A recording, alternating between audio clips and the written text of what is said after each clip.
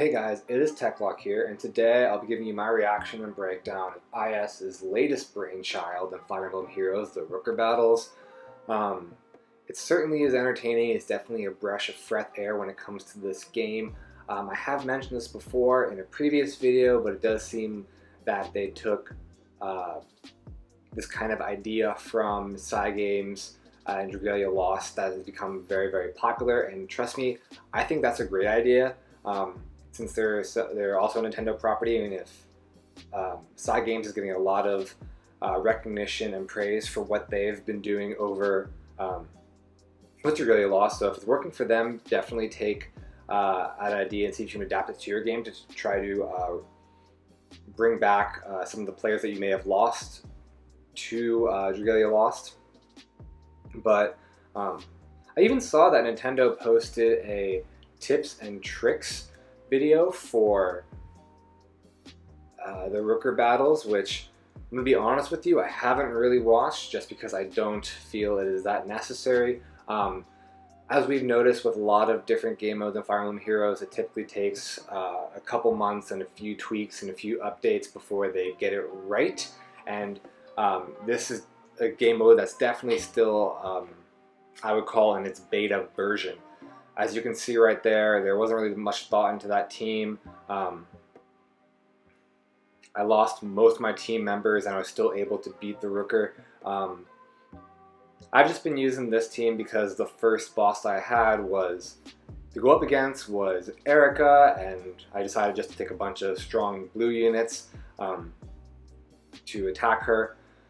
And it seems to work out pretty well. If you're consistently hitting around 45,000 to 50,000 damage on these Rokkr bosses on advanced difficulty, as long as you're using the 8 times boost, you will typically get the kill on the Rokkr boss. And another reason why I think IS needs to kind of do a little bit of updates on this game mode is because it doesn't seem like the rewards are very accurate for the scoring method. I was able to garner all the rewards on this game mode within probably about 30 minutes of playing it. It really isn't too terribly hard. They give you plenty of those battle axes to run through the game mode 4 or 5 times in the first 30 minutes, and if you're averaging 40,000 damage per game for time you play, you've gotten all the awards you can possibly get right there, and it doesn't seem it doesn't give you a motive for continued playthrough. I know there's obviously they have rankings, and for people who are super competitive in the game, yes, that is definitely a motive to continue playing the Rokkr Battles to try to increase your score and get into those top tier rewards. But for a lot of people who are casual players like myself, I just do it to get the rewards, and then once I've gotten all the rewards, I don't care as much. So as far as I can tell, to keep casual players more involved, they would probably need to either expand the rewards pool or draw it out just a little bit further to keep people interested for a longer period of time. Also, it seems like there's a lot of parallels between this and Grand Conquest. So every time you beat a Rokkr, you probably get like 50 feathers or some shields or emblems, or maybe some arena coins, a little token. It's very reminiscent of when you help out another army in Grand Conquests. So yeah, you can definitely see that there are a lot of parallels between this and that game mode. So it leads me to believe that there won't be a Grand Conquest game mode coming out this month, which is unfortunate because I actually do quite enjoy that game mode. And, it keeps me playing a little bit longer than this mode does here. I think it's a little bit more challenging. Like I said, I haven't even watched the tips and tricks video from Nintendo, because you can go in with a half-decent team comp and make it work and beat the Rokkr. As you can see, I'm on this 3rd battle right here, and I haven't changed my team comp at all. It's still Reinhardt, Winter Ephraim, Brave Lucina, and Legendary Tiki. And as long as they're not taking on a green unit, I probably won't change this team comp. However, I will say, just because of the way the Rokkr Battles are, you definitely want to bring units with distant counter and a healing skill, whether it's Soul, whether it's Ether, whether it's Noontime. Just because of how much damage you're doing and how much you recover when you hit that when you hit the Rokkr boss. Yeah, that's why you can see, even in this video, Ephraim lasts so freaking long. It's because he continues to heal himself up all the time, and he gets thousands, hundreds and thousands of points of healing from the Rokkr boss when Soul activates. Alright, quick diversion from talking about the Rokkr Battles.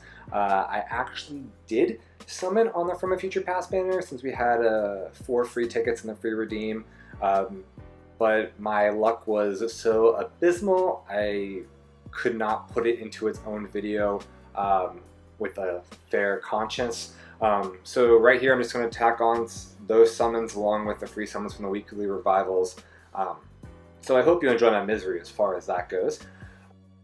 Okay guys, so just to recap, baseline about these new Rokkr Battles is that I'm pretty happy with them.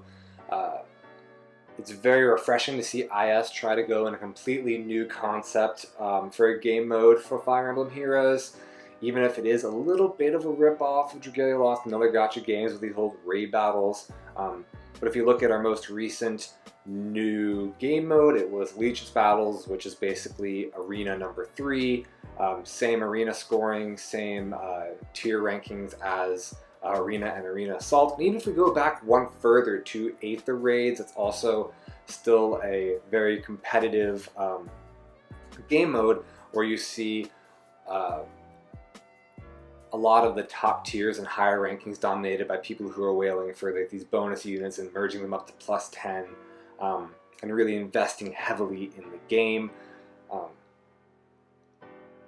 To be fair though, this game mode is still what I would consider a beta based on comments I have made earlier in this video, but I am convinced that IS will actually put the time and energy into making this a viable game mode.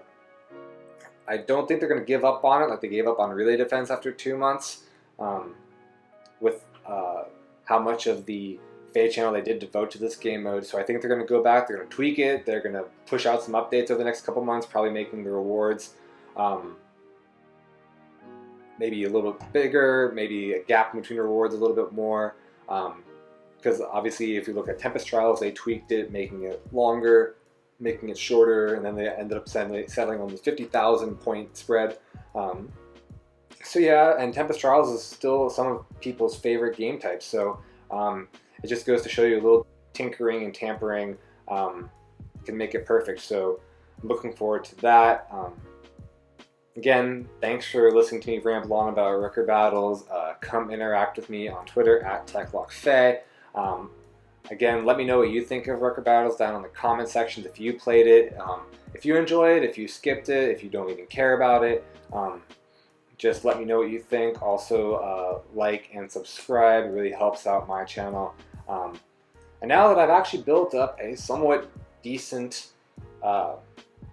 library of videos, why don't you check out some of these other videos that I have on my channel right here on the screen.